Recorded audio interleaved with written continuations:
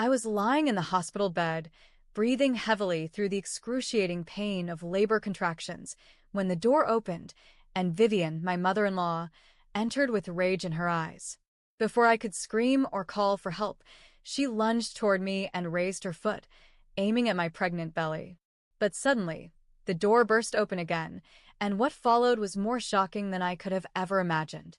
Hello, my name is Elena Parker, and I'm 29 years old. I work as a lead designer at a luxury interior design firm, a career I have built from the ground up through years of hard work and determination. But my story, the story of how my life changed forever, began 5 years ago when I was still trying to find my footing in this competitive world. I was living in Bloomville, a vibrant city known for its creative atmosphere and never-ending opportunities. Back then, my life was far from glamorous. I worked long hours as a junior designer, juggling endless projects, dealing with difficult clients, and constantly trying to prove myself. Mornings were a whirlwind of coffee, emails, and rushing to the office in heels that always seemed one step away from disaster. But as chaotic as life was, I held on to the hope that one day, my hard work would pay off. It was on one of those rushed mornings, when I was running late for an important client meeting, that fate decided to intervene. The autumn air was crisp, and the streets of Bloomville were buzzing with their usual morning frenzy. I was balancing a stack of design boards and sketches in one hand while clutching my coffee cup in the other. My phone buzzed in my bag, but before I could check it, I rounded a corner and collided with someone. The collision sent my papers flying, scattering across the pavement. "Oh no!" I gasped, kneeling down to gather them, my heart pounding with embarrassment. "I'm so sorry," I mumbled, barely looking up as I frantically tried to pick up the mess. But then, a warm voice interrupted my panic. "Let me help you." I looked up and met the gaze of a man crouched beside me, handing me a few sheets of paper. He had warm brown eyes, a kind smile, and an effortlessly charming presence that made me pause for a moment. "Thank you," I said, accepting the papers from him. "It's no problem." "Busy morning?" he asked, his smile widening as he noticed my frazzled state. "You have no idea," I replied with a breathless laugh. I adjusted the papers in my arms, trying to compose myself. "I'm Elena, by the way." "I'm Lucas Emerson," he said, extending his hand. When I shook it, I couldn't help but notice how warm and steady his grip was, a stark contrast to the chaos around us. "I think fate wanted us to meet today." I raised an eyebrow, half amused and half intrigued. "Is that so?" He chuckled. "Well, you never know. Here's my card. If you'd like to continue this conversation over dinner sometime, give me a call." I hesitated for a moment, unsure if I should take the offer. But there was something about Lucas's easy charm that felt genuine. I slid the card into my bag, gave him a polite nod, and went on my way. That should have been the end of it, but something inside me wouldn't let it go. By the end of the day, I found myself pulling out Lucas's card and staring at it, my fingers hovering over the phone. Taking a deep breath, I dialed the number. "Hello." His voice came through the line, warm and familiar. "Hi, Lucas. It's Elena. I was wondering if your offer for dinner still stands." And just like that, we were connected again. We started seeing each other regularly, sharing late-night walks through the city, cozy dinners at small restaurants, and long conversations about our dreams. Lucas wasn't just kind. He was attentive, understanding, and supportive in ways that made me feel seen and valued. He would listen when I ranted about difficult clients and celebrate my small victories as if they were his own. Over time, I learned that Lucas came from a wealthy family, but he had built his own career in tech innovation without relying on his family's fortune. His humility impressed me, and the more I got to know him, the more I realized how deeply I cared for him. One rainy evening, after a particularly long week, Lucas showed up at my apartment with a bouquet of flowers and my favorite takeout. We sat on the floor, eating and laughing as the rain pattered against the windows. When we finished, he pulled out a small velvet box and opened it, revealing a simple but elegant diamond ring. "Elena," he said softly, "will you marry me?" Tears welled up in my eyes as I nodded. "Yes," I whispered, barely able to speak through the overwhelming emotion. The following summer, We were married in a small outdoor ceremony, surrounded by close friends and family. It was the happiest day of my life. The sun shone brightly, the air was filled with the scent of blooming flowers, and Lucas and I promised to stand by each other through every challenge life would throw our way. Little did I know those challenges would arrive sooner than I expected. After our wedding, life felt like a dream. Lucas and I moved into a cozy yet elegant apartment in the heart of Bloomville, decorated with a blend of modern and vintage touches that reflected our shared tastes. Lucas continued his work as a rising star in the tech innovation industry, while I focused on advancing my career in interior design. We spent our evenings cooking together, binge-watching mystery dramas, and planning for the future. Everything seemed perfect until a small, life-changing surprise came our way. It happened one morning when I felt unusually tired and nauseous. At first, I thought it was just the result of a busy work schedule, but when the symptoms persisted for days, I decided to take a pregnancy test. My heart raced as I waited for the result, and when the two pink lines appeared, I stared at them in disbelief. I was pregnant. Excitement and nervousness swirled within me as I dialed Lucas's number. "Can you come home early today? I have something important to tell you," I said, trying to keep my voice steady. "Of course," he replied, sounding concerned but supportive as always. "I'll be there as soon as I can." When he arrived, I could barely contain my emotions. We sat on the couch, and I handed him a small box. Inside was a tiny pair of baby booties and the positive pregnancy test. His eyes widened, and a smile slowly spread across his face. "We're going to be parents," I whispered, tears pooling in my eyes. Lucas pulled me into a warm embrace, his voice trembling with emotion. "This is the best news I could have ever hoped for. I love you, Elena." We spent the rest of the evening talking about names, nursery designs, and the kind of parents we wanted to be. I felt a deep sense of joy and hope for the future. But there was one thing lingering in the back of my mind. How would Lucas's mother, Vivian, react? A few months later, when I was around 4 months pregnant, we went to the doctor for the first ultrasound. I was lying on the examination table, Lucas holding my hand, when the sound of our baby's heartbeat filled the room. It was fast and steady, like a tiny drumbeat, and tears streamed down my face as I listened. The doctor smiled and pointed to the screen. "Would you like to know the baby's gender?" Lucas and I exchanged a glance and nodded eagerly. "It's a girl." The words filled me with warmth. I had always dreamed of having a daughter, someone I could share secrets with and watch grow into a strong, independent woman.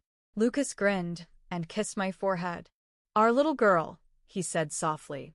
"She's going to be amazing." Later that evening, as we sat on the couch with the ultrasound photo in hand, Lucas suggested that we share the news with his mother. I hesitated, remembering her traditional views on family and gender roles. "Are you sure this is a good idea?"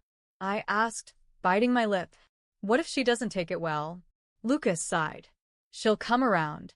Once she sees how much this baby means to us, she won't be able to resist." I wasn't so sure, but I agreed. The next weekend, we visited Vivian's large estate, a grand mansion filled with antique furniture and a sense of cold formality that always made me feel out of place.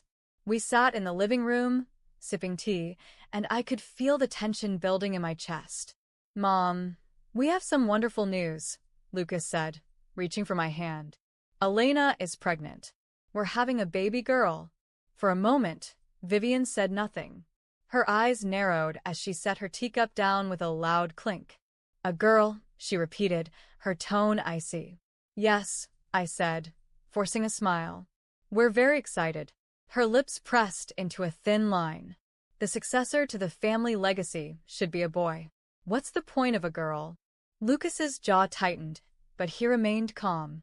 "Mom, it's 2025. Times have changed. A girl can be just as capable of carrying on the family name." Vivian scoffed. "Don't lecture me on what's changed. I know what's best for this family, and a girl isn't it." Her words cut deep, but I kept my composure. "Our daughter will be loved and supported, regardless of your opinion," I said firmly. Vivian's glare shifted to me. "You think you know everything, don't you?" Let me tell you something. You've already failed this family by not giving us a son. I felt Lucas's grip tighten on my hand, silently urging me to stay calm. That's enough, Mom, he said, his voice low but firm. We're leaving. We walked out of the mansion in silence, the weight of her words pressing down on me like a heavy blanket. As soon as we got into the car, I broke down, tears streaming down my face. Lucas pulled me into his arms. Don't listen to her, he whispered.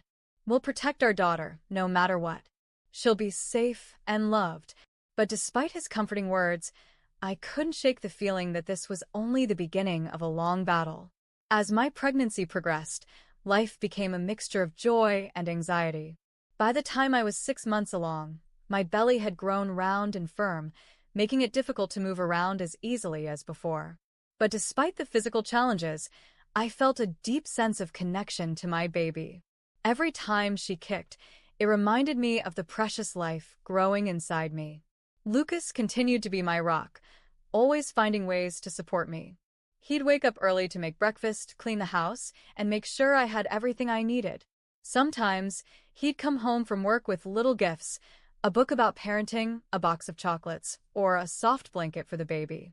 His excitement was infectious, and it helped me stay positive despite the storm brewing in the background. And that storm was Vivian. She wasn't happy about the baby being a girl, and she made sure we knew it. At first, it started with snide comments during family gatherings. I suppose you'll be raising her to take over the family business, she'd say with a sarcastic laugh. Lucas always defended me, but her words lingered, making me doubt whether she'd ever accept our daughter. Then, her behavior escalated. She began calling Lucas at work multiple times a day, demanding that he convince me to try again for a boy. She even showed up at our apartment unannounced, criticizing everything from the nursery color to my parenting plans. One day, I was at work, finalizing a design project for a major client, when the receptionist called me. Elena, there's a woman here asking for you. She says she's your mother-in-law. My heart sank. Tell her I'm in a meeting, I replied quickly, but it was too late. I heard her voice before I saw her. Vivian marched into the office, ignoring the receptionist's protests. My colleague stared as she pointed a finger at me. You think you can hide from me? She yelled. I'm not leaving until you understand how serious this is. I felt my face flush with embarrassment as I led her into a private conference room. What are you doing here, Vivian? Asked, my voice shaking. I'm trying to save this family, she snapped. You're too busy playing career woman to realize the damage you're causing. A girl can't carry on the family legacy. Quit your job and focus on giving us a son. I stared at her in disbelief. You want me to quit my job? And what if I don't have a son? Will you keep harassing me until I do? She crossed her arms, her gaze cold. If you won't do what's best for the family, then maybe you don't belong in it. Tears welled up in my eyes, but I refused to let her see me break. Lucas and I are happy with our daughter, I said firmly. You don't get to decide our future. Vivian scoffed. Then don't come crying to me when your daughter grows up to be a disappointment. Before I could respond, the door opened, and my boss walked in. Ma'am, this is a workplace, he said firmly. You need to leave now. Vivian shot me one last glare before turning on her heel and storming out. I sank into the chair, my hands trembling as the weight of her words crushed me. My boss sat down beside me, placing a hand on my shoulder. Are you okay, Elena? I nodded, wiping away the tears. Thank you for stepping in. He smiled kindly. Take the rest of the day off. You need some time to breathe. I left the office and went straight home, where Lucas was waiting for me. As soon as I saw him, the tears I had been holding back poured out. I told him everything, from her demands that I quit my job to her hurtful comments about our daughter. Lucas's face darkened with anger. This has to stop, he said, pulling me into a comforting embrace. I'm calling her right now. He grabbed his phone and dialed Vivian's number. When she picked up, his voice was firm and steady. Enough, Mom. I won't let you hurt Elena like this anymore. She's my wife, and we're having this baby girl. If you can't accept that, you'll be the one cut out of our lives. I listened as he defended me, and for the first time, I felt a glimmer of hope. But Vivian wasn't the type to back down easily. Her harassment continued, and the stress began to take a toll on my health. I started having trouble sleeping, and the emotional strain made it difficult to focus on work. One evening, after Lucas had gone to bed, I sat on the couch, rubbing my belly as I tried to relax. My phone buzzed, and I groaned when I saw Vivian's name on the screen. I ignored the call, but a few minutes later, there was a knock on the door. My heart raced as I peered through the peephole and saw her standing there. I opened the door just a crack. "What do you want, Vivian?" "I need to talk to you," she said, her voice unusually calm. "Please, Elena. Just hear me out." Against my better judgment, I let her in. She sat on the couch, looking around the room as if she were inspecting it. "Lucas is too blinded by love to see reason," she began. "But you're smarter than that. You know what's at stake here." I folded my arms. "What exactly are you asking me to do?" She leaned forward, her eyes piercing mine. "Abort the baby." "Try again for a boy. It's not too late." My stomach turned, and I felt a wave of nausea wash over me. "You're asking me to kill my baby?" "I'm asking you to save this family," she said coldly. I stood up, trembling with rage. "Get out of my house." Vivian stood, unfazed by my anger. "Think about what I said," she replied before walking out the door. I locked the door behind her and collapsed onto the couch, sobbing. Lucas found me there when he woke up, and when I told him what had happened, his face hardened with determination. "We're done with her," he said. "I don't care if she's my mother. She's crossed the line." By the time I reached the 9th month of my pregnancy, the physical and emotional toll of the past few months had left me exhausted.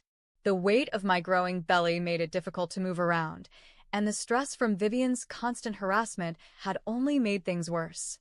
Lucas tried his best to shield me, cutting off communication with his mother and making sure I stayed as comfortable as possible. But deep down, I knew that Vivian wasn't finished. She had always been relentless. Despite everything, Lucas and I stayed focused on preparing for our daughter's arrival.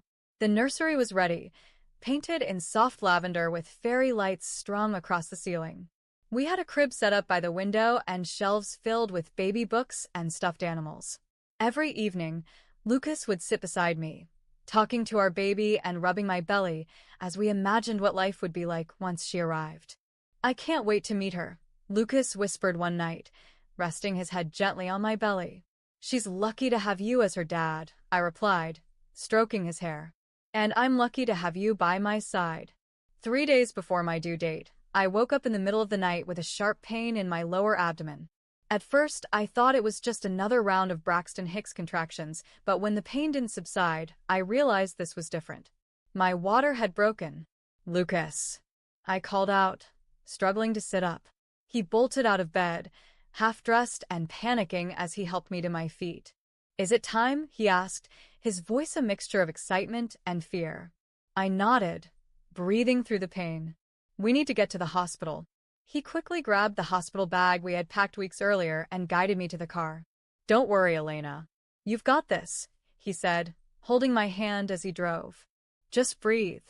When we arrived at the hospital, the staff immediately admitted me to a private room. The contractions were getting stronger, and I clung to Lucas's hand as the nurses checked my vitals. Everything was moving so fast, and I could barely keep up with the flurry of activity around me. After a while, one of the nurses informed us that it could take several more hours before the baby was ready to be delivered. Lucas kissed my forehead and said, "I'm going to step out for a few minutes to grab some water and talk to the doctor, but I'll be right back." I nodded, squeezing his hand. "Hurry back." As he left the room, I closed my eyes and focused on breathing through the pain. But before I could fully relax, the door creaked open again. I expected to see a nurse or Lucas, but my blood ran cold when I saw Vivian standing there. "How did you get in here?" I asked, my voice barely above a whisper. "I have my ways," she said, closing the door behind her. She stood at the foot of my bed, her gaze cold and calculating. "I heard you were about to give birth, so I thought I'd stop by and make sure you understand the consequences of your actions." "Leave, Vivian," I said firmly, my heart racing. "You're not welcome here." She ignored me and stepped closer. "You're making a mistake, Elena. This baby, this girl, is going to ruin everything. Lucas deserves better. Tears filled my eyes, but I refused to let her see me break. Lucas loves our daughter, and so do I. Nothing you say will change that. Vivian's expression twisted with rage. Then you leave me no choice. Before I could react, she lunged forward and kicked me in the stomach. Pain exploded through my body, and I cried out, clutching my belly as tears streamed down my face. But just as quickly as it happened, the door burst open, and a nurse and security guard rushed in.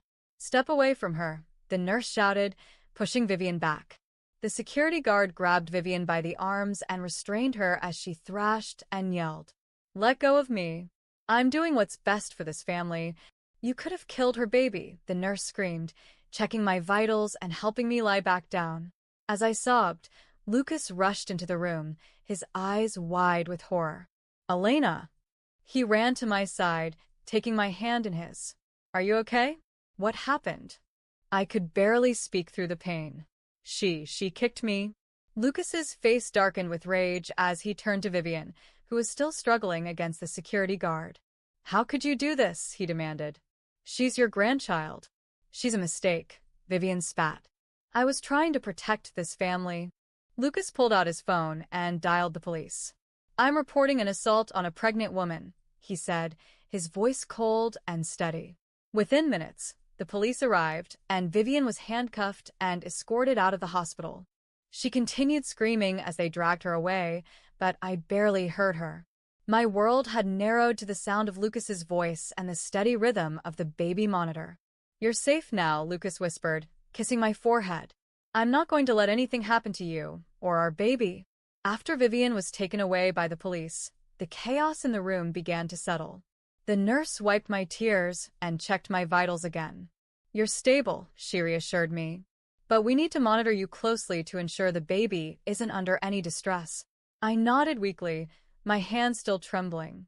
Lucas was by my side, holding my hand tightly, as if he feared letting go would somehow make things worse. "You're strong, Elena. We've made it through so much. You can do this," he whispered, his voice gentle yet firm. A few hours later, the labor reached its peak, and the room filled with doctors and nurses ready to help me deliver our baby. The contractions were relentless, and the pain consumed me, but Lucas never left my side. His encouraging words kept me going through every push, every wave of exhaustion, and every moment I felt like giving up. Then, after what felt like an eternity, the sound of our baby's first cry filled the room. "She's here," Lucas said, tears streaming down his face as he kissed my forehead. The doctor gently placed the baby on my chest, and I stared down at her, overwhelmed by the purest love I had ever felt. She was so tiny, her little fists curled against me, her eyes closed as she whimpered softly. "Hello, my sweet Arya," I whispered, my voice cracking. "Welcome to the world." Lucas leaned over and kissed both of us. "You did it, Elena." "She's perfect." We stayed like that for a while, savoring the moment and forgetting the chaos that had preceded it. For the first time in what felt like forever, I felt truly at peace. A few days later, we were discharged from the hospital and returned to our apartment. Lucas had prepared everything for our homecoming. Arya's crib was ready, the nursery was spotless, and there were fresh flowers on the kitchen counter. My heart swelled with gratitude as I walked into the warmth of our home, holding Arya close to me. But despite the joy of bringing our baby home, the events at the hospital still haunted me. Vivian's words echoed in my mind, and the memory of her kick sent shivers down my spine. Lucas noticed my anxiety and wrapped his arms around me one evening as we sat on the couch. "We need to make sure she pays for what she's done," he said softly. I nodded. She could have taken everything from us. Lucas's expression hardened. "She won't get away with this." We contacted our family lawyer the next morning and filed charges for assault and endangerment of a pregnant woman. The hospital's security footage, the nurse's testimony, and my medical report all served as evidence against Vivian. The case was solid, and even though part of me dreaded the thought of seeing her in court, I knew it was necessary. A few weeks later, the court proceedings began. I sat beside Lucas, my hands clenched tightly in my lap as the prosecutor laid out the events of that night. The security footage played on the screen, showing Vivian lunging at me and the moment the security guard restrained her. I couldn't bear to watch, so I focused on Lucas's hand in mine, drawing strength from his presence. The nurse testified about how Vivian's actions had put both me and the baby at risk, and the judge listened carefully, his expression grave. Vivian's lawyer tried to paint her as a concerned grandmother who had acted out of emotional distress, but the evidence against her was overwhelming. The security footage didn't lie, and neither did the medical report that showed how close I had come to losing Aria that night. After several days of testimony and arguments, the judge delivered the verdict. I held my breath as he spoke. The court finds Vivian Emerson guilty of assault on a pregnant woman with intent to cause bodily harm. Considering the severity of the offense and the risk posed to both the mother and child, the court sentences the defendant to 5 years in prison with no possibility of early parole. A wave of relief washed over me as I exhaled, tears streaming down my face. Lucas pulled me into his arms, and for the first time in months, I felt like we could finally move on. Justice had been served. Leaving the courtroom that day, I felt lighter, as if the weight of Vivian's hatred had finally been lifted from my shoulders. Lucas and I returned home, where Aria was waiting for us with her nanny. I picked her up and held her close, marveling at how peaceful she looked. "We did it," I whispered, kissing her forehead. "We're safe now." Lucas came up behind me and wrapped his arms around us. "We have everything we need right here," he said softly. "You, me, and Aria. This is our family." Over the next few weeks, life began to settle into a new routine. Late-night feedings, diaper changes, and lullabies became our world, and every time I looked at Aria, I was reminded of how strong we had been to protect her. One evening, as we sat on the couch with Aria sleeping in my arms, Lucas leaned over and kissed me. "We've survived so much," he said. "I know we can handle anything that comes our way." I smiled, resting my head on his shoulder. "As long as we're together, we can." And with that, we closed the chapter on a painful past and opened the door to a future filled with love, peace, and new beginnings. Thank you for joining me on this journey. If you enjoyed this story and want to see more content like this, don't forget to give this video a thumbs up, leave a comment sharing your thoughts, and hit the subscribe button to stay updated with future stories. Your support means everything, and I can't wait to hear what you think. See you in the next story.